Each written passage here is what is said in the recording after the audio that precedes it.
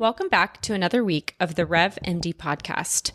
This week, we're going to kind of expand on what we talked about last week with non-covered charges around how to create or what elements you need to create a patient payment policy. And so if you remember last week, if you haven't listened to that podcast, just push pause, head over to that, go check it out. But last week, we really touched on non-covered charges, right? So something that you bill to the insurance says, hey, we're going to deny that for one reason or another. And we talked about certain codes that then you could flip to patient responsibility, or certain processes and procedures that you need to have in place in order to flip it to a patient's responsibility. And so I kind of thought about this week, and, even some of our clients really struggle with having a really solid patient payment policy. And there's examples out there on the internet. I have some examples. If you need one, you can ask at info@nationalrevenueconsulting.com.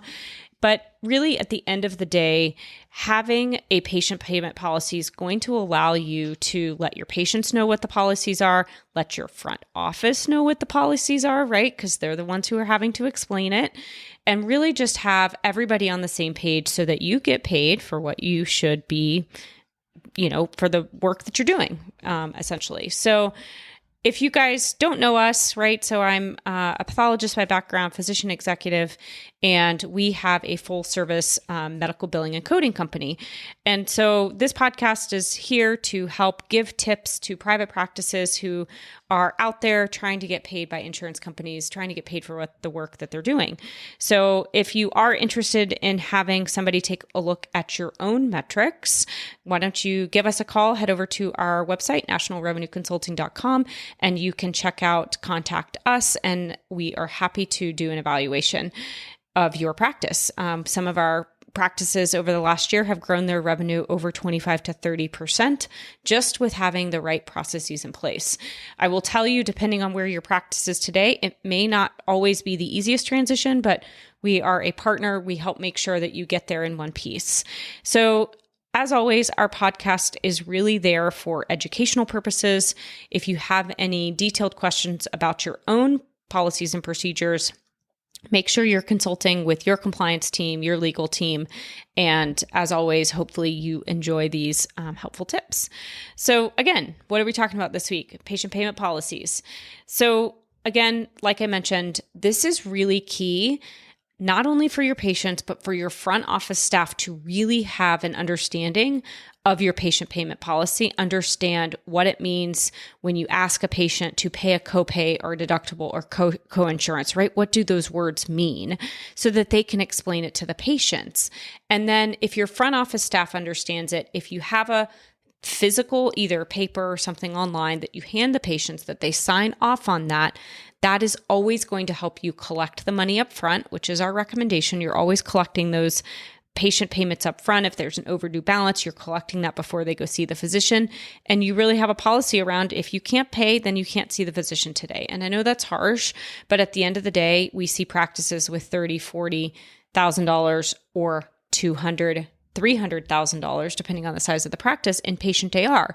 And that's money that is actually due to you, right? It's different than insurance AR. Insurance accounts receivable is the bucket of money that you charge to an insurance company, but you know you're not going to get paid that. Patient AR is different. That is actually money you should get paid, dollar for dollar.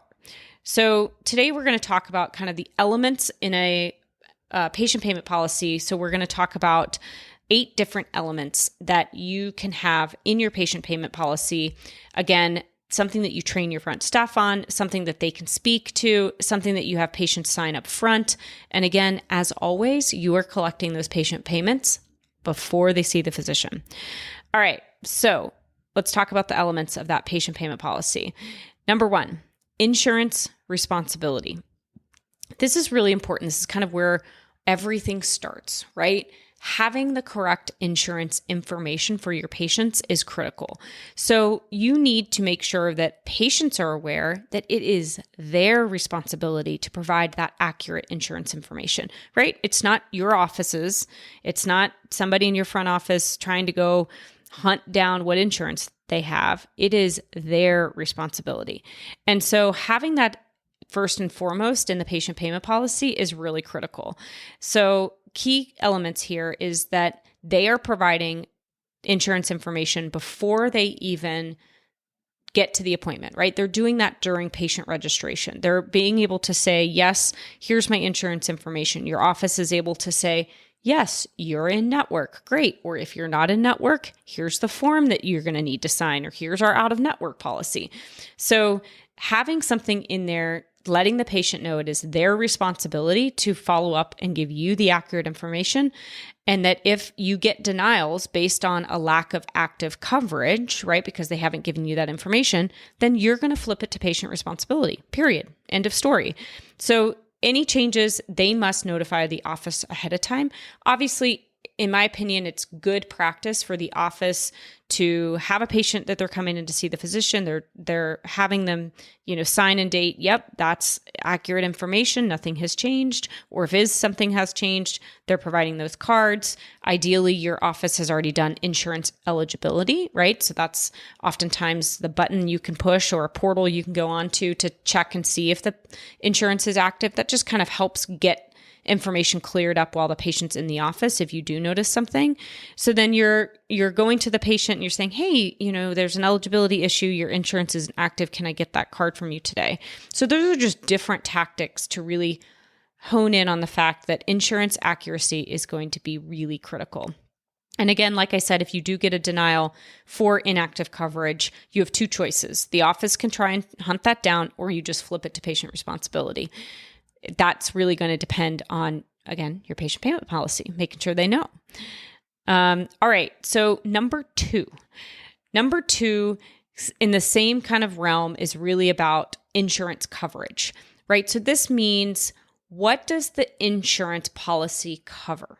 So a patient should have some awareness of whether or not they are responsible for understanding their own coverage. And I know this is really hard, especially if you've got elderly patients, they don't know all this lingo. They don't understand. They have an insurance and they hope that it covers what, they need it to cover.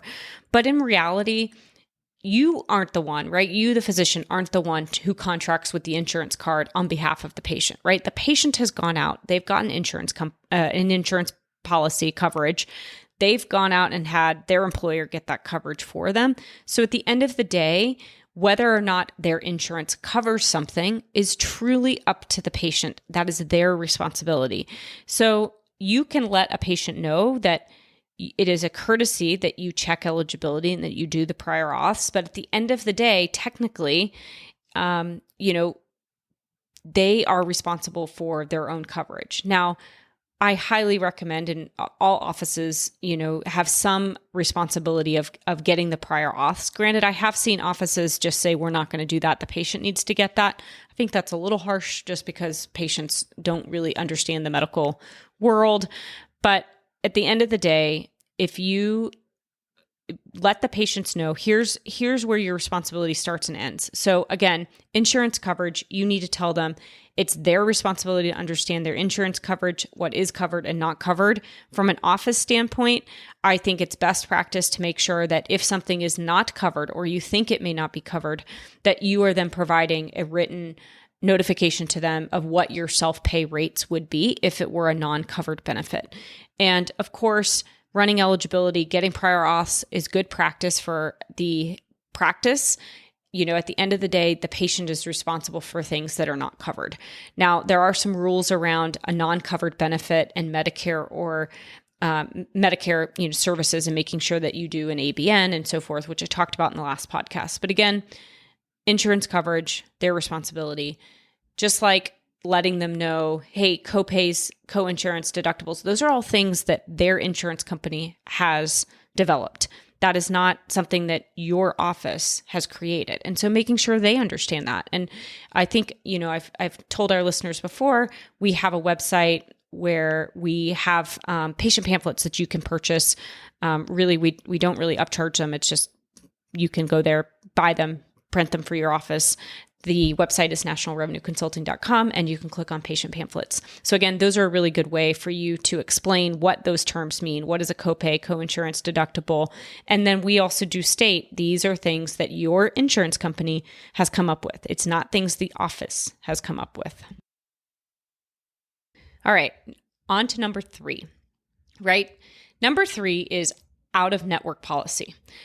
Your patient payment policy should clearly outline who you are and who you are not in network with and how you manage out-of-network patients, right? Are you going to see them? Okay, great. If you're going to see out-of-network patients, then they need to be told that as they're registering, right? Because they've given you the insurance information. You've said, hey, I'm, out of network with that carrier, but we're happy to, to have you come in as a self-pay patient or an uninsured patient.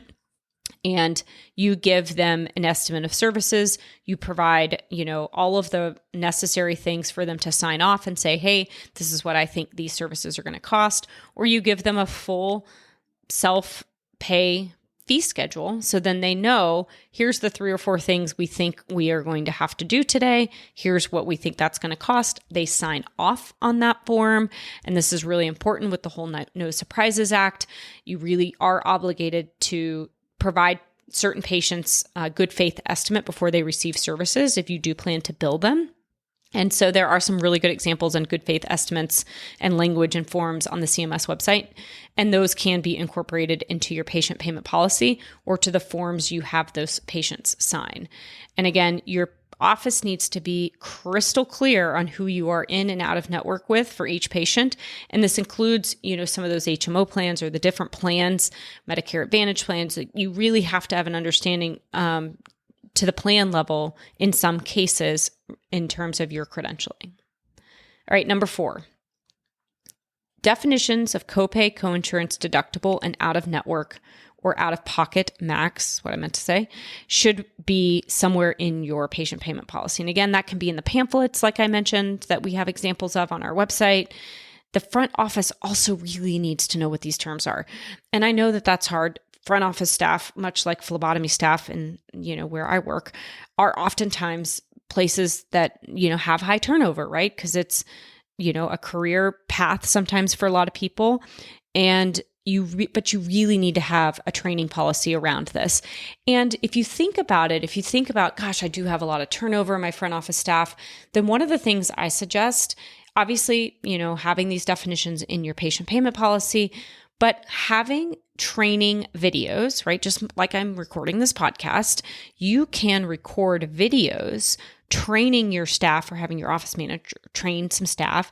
And then when a new staff member comes, that can be a list of videos that they can listen to at first. So they start there, and then that can be maybe their first day or 2 of training is, reading your policies, listening to some videos. And I know that that takes time, right? Because it pulls them away from where you need them, which is often filling a gap. But I'm going to tell you, when people are trained and know what to do, they're obviously going to do their job more efficiently. So having your patient payment policy have some of those key elements of definitions in there and having your front office staff understand those are really important. Next, number 5 is patient payments. So, right, you have a patient payment policy. You got to explain when they can expect to have to pay. And that's where you're outlining things like, hey, it's your responsibility to give us your insurance information. We're going to check eligibility as a courtesy, and we're going to let you know what your copay, deductible, and coinsurance are, right? Because we've defined those. And now we're saying in your policy that these things have to be paid up front. Or self-pay patients, they must pay the full amount up front. So you can talk about things like when they need to pay, right? So as much as you know up front is going to be what you put down, because that's our recommendation. And then if there is an amount that is due after the visit, right? Either the insurance company has said, hey, there was more deductible than you thought, or whatever's left, that they're going to be expected to have a statement within 30 days. And then they're expected to pay that, immediately. Even better if you can have in there that you keep credit cards on file, obviously with a compliance, all that buttoned up. And if you do have something in there that says, I'm going to keep a credit card on file, let them know. If we have a credit card on file and your balance is over 60 days, we're going to charge the credit card, period, done. I mean, maybe you want to have a courtesy if it's under $250 or something like that, just so you can, if it is over that, you give the patients a heads up that, hey, we're going to be charging your card today. It was, over your patient is overdue. and, it's time to pay. Now, all of these things, right, are strict, they are stringent, but at the end of the day, practices are harder and harder to keep open. And so if you look at your patient AR, and that's what I encourage you to do, right? So after you get done listening to this, go look at your patient AR. What is it? Is it 5,000? Is it 30,000? Is it 200,000? What is that? And how do you make sure that that number gets paid? So options are, can you have your, front office staff calling those patients and say, hey, you have a balance? Is it pulling that information ahead of time before they come in and going, we're going to collect everything that is due to us for the patients we're seeing next week, period. And maybe even incentivize your staff. Hey, if we collect 90% of what patient balances are before these patients come in over this, period of a month or 60 days or whatever, we're going to do bonuses. So you can throw in those sort of things to incentivize your staff to be on the same page. So again, alerting patients when they need to pay and how you handle credit cards on file, how you handle past due statements is kind of, wrapped up number 5 and number 6. So, both of those things are really critical to have in your patient payment policy. Number 7, missed appointments. What do you do for no-shows? What do you charge for that? Is it $25, $35? Making sure that they're aware that you have a signature that states, if you have a missed appointment, if you don't alert us in 24 hours, we're going to charge you a no-show. And you follow through with that. That's really critical. I mean, and you can maybe even have something where, okay, you get, a freebie once a year, right? Kid wakes up sick. You're not going to be able to come to the doctors that day. Fine. Come up with something. But repeat offenders should be charged and even potentially discharged if they're continuously no-showing. Because again, if your office is busy, as it should be, then you are wasting money every time that those patients don't show. So missed appointments needs to be a part of your patient payment policy. And last is communication permission. So it's important to talk to patients about how you plan to contact them, where you can leave messages, and by whom you can discuss their treatment plans with. So while it's not quite a patient payment policy, it needs to be somewhere in, the policy you create as a physician with your patient. So again, those are the 8 elements that you can have in your patient payment policy. And again, with that missed communication, that can also be who gets notifications or information around what patients have financial responsibility for. So again, that kind of all ties in together. So really important to have a patient payment policy, sit down with your staff, go pull your patient AR, understand what your current policy is, right? Do you have a policy? Sit down with your staff and ask them questions about if they understand the policy that you've created. And next is to sit down and improve on your policy or create one if you don't have one, so that you can come up with mechanisms that allow you to, again, collect all of the information that your practice deserves. So hopefully you have enjoyed this podcast this week. And if you do have any questions, feel free to email us at info@nationalrevenueconsulting.com. And again, if you're looking at your medical billing metrics, which I always recommend looking at once a month, and you're looking at those and going, gosh, these aren't where I think that they need to be, or I don't understand them, give us a call and we'd be happy to set up a meeting with you. So hopefully you guys have a great rest of the weekend, and we'll talk to you next week.